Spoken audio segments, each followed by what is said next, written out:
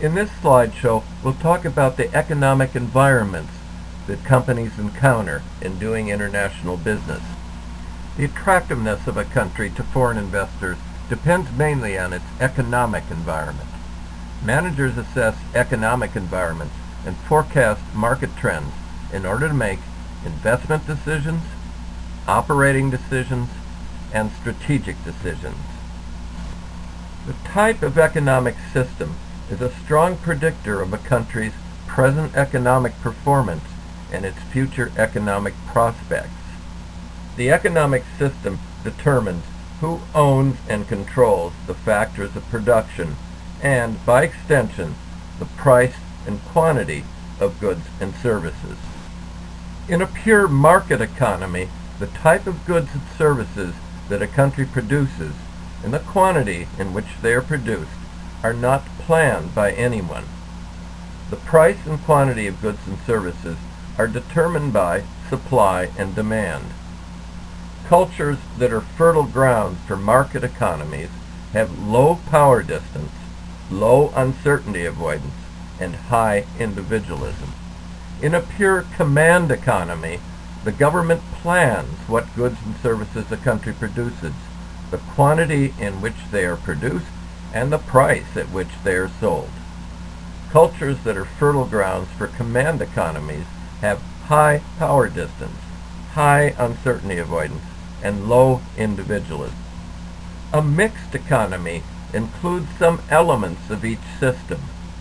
Most economies lean toward one end of the spectrum or the other, but they can swing back and forth. There was a big swing toward market economies from 1990 to 2008, but there has been a swing back since the financial crash. Economic analysis looks at several indicators of an economic environment. A very important economic indicator is gross national product, or GNP.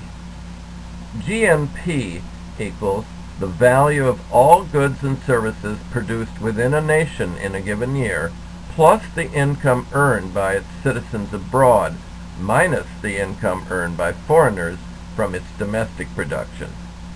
GNP gives a broad idea of the size of an economy.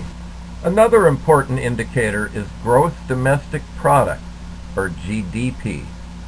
GDP equals the total value of all goods and services produced within a nation's borders, no matter if domestic or foreign-owned companies make the product.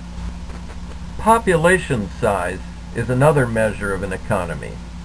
If you divide GDP by the population, you get GDP per capita, which gives the average income of people in the country. Average income is used to classify the country as high, middle, or low income. Purchasing power parity, or PPP, adjusts average income in terms of its purchasing power in a country. It gives a more accurate idea of what people can afford to buy. The wide range in the cost of living among countries requires managers to define the true purchasing power in a country.